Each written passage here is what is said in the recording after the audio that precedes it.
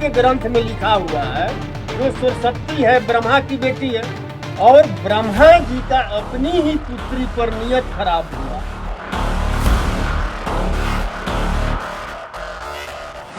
सनातन dengue है। जो दुर्गा जी थी, जिनके लिए हम दुर्गा पूजा मनाते हैं, वो वैश्या थी। उन्होंने 8 रात महिषासुर के साथ बिताया था और 9वें रात उन्होंने महिषासुर के वध के पहले शराब पी थी। सरस्वती जी चरित्रहीन थी। इनका अपने पिता यानी ब्रह्मा जी के साथ अवैध संबंध था। इस तरह के बयान सुनकर आपको हो सकता है कि गुस्सा आता हो, लेकिन ये बयान दिए जा रहे हैं, और ये बयान दिए जा रहे हैं यहां उन नेताओं के द्वारा जो विधानसभाओं और संसद भवन में बैठते हैं। आप बर्दाश्त कर रहे हैं, वो डोज बढ़ा रहे हैं, वो कल को बहुत कुछ कहेंगे। नमस्कार, मैं पंकज प्रसून आपके लिए लेकर आया हूं कुछ ऐसी खबरें, कुछ ऐसे बयान जिन्हें सुनकर आपका खून खौल जाएगा। इन्होंने हिंदू धर्म को समझ क्या लिया है, सनातन को समझ क्या लिया है, और क्या ये कुछ भी कहकर निकल जाएंगे? और क्या सचमुच सनातन को गाली देने से इस देश में वोटों की बारिश होती है? इन सारे सवालों का जवाब लेंगे, लेकिन उससे पहले आप हमारे चैनल को सब्सक्राइब कर लें, इस वीडियो को लाइक कर लें। दोस्तों, आरजेडी के एक नेता हैं, इनफैक्ट विधायक हैं, नाम है फतेह बहादुर कुशवाहा। उन्होंने आज बयान दिया है, और बयान है सरस्वती जी के बारे में, विद्या की लक्ष्मी जिनकी हम पूजा करते हैं, जिनके बारे में यह कहा जाता है कि हर विद्यार्थी को सरस्वती जी को मानना चाहिए। जब एक कॉपी, कलम, किताब, चौक कुछ भी गिर जाता है तो हम उठाकर प्रणाम करते हैं कि सरस्वती जी नाराज हो जाएंगी। उनके बारे में राष्ट्रीय जनता दल यानी लालू की पार्टी के विधायक फतेह बहादुर कुशवाहा क्या कुछ कह रहे हैं, पहले आप सुने, उसके बाद आगे की कहानी। तो आप ही के ग्रंथ में लिखा हुआ है कि सरस्वती, जो सरस्वती है ब्रह्मा की बेटी है, और ब्रह्मा जी का अपनी ही पुत्री पर नियत खराब हुआ, और उन्होंने मतलब कि उनके साथ शादी कर लिया। तो आप खुद समझिए कि पूजा मतलब कि किसका होता है, चरित्रवान का या चरित्रहीन का? और ये भी चरित्रवान चरित्रहीन वाला बात मैं नहीं बोल रहा हूं, ये संत कबीर दास ने मतलब कहा, मैं उनका कहा हुआ बात कह रहा हूं। तो सुना आपने, आरजेडी के विधायक फतेह बहादुर कुशवाहा हमारी सरस्वती जी को चरित्रहीन बता रहे हैं, और वो ये कह रहे हैं कि चरित्रहीन की पूजा नहीं की जाती। अगर ये सिलसिला यहीं रुक जाता तो फिर भी कोई बात थी। आपको पता है कि कम्युनिस्ट एक महिषासुर शहादत दिवस मनाते हैं, और जेएनयू में जब कभी आप जाएं तो महिषासुर शहादत दिवस पर देखिए उनकी राय क्या है।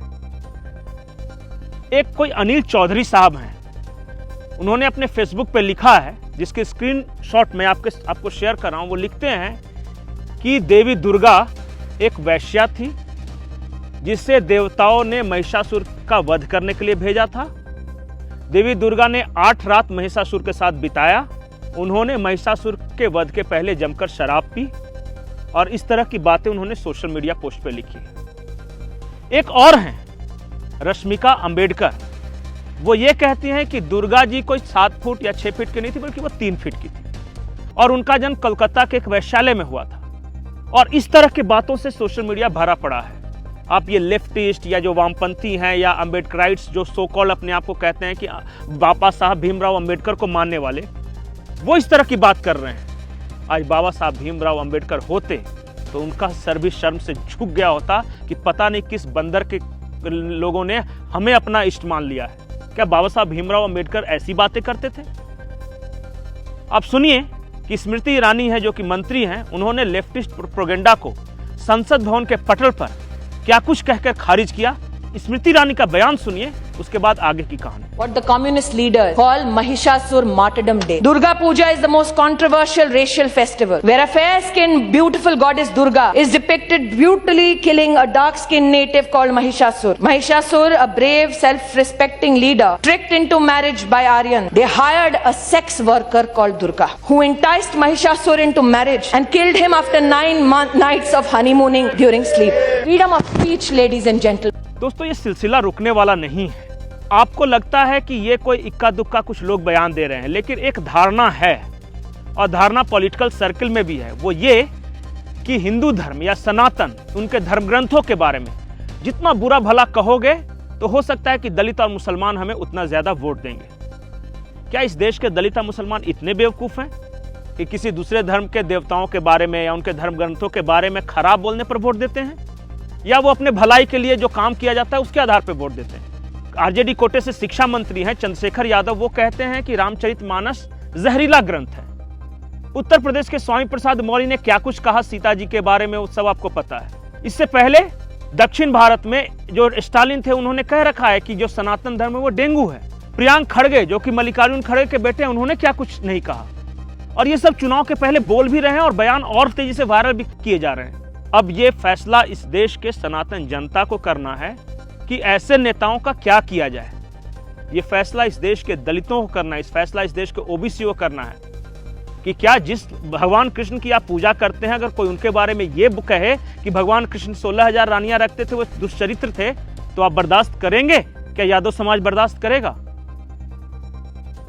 जिस लक्ष्मी जी की पूजा में, दुर्गा जी की पूजा में, सरस्वती जी की पूजा में हम अपने बच्चों को भेजते हैं कि आप हाथ जोड़ो, क्या उनके बारे में कोई कुछ बुरा बोले तो क्या इस देश का दलित समाज बर्दाश्त करेगा?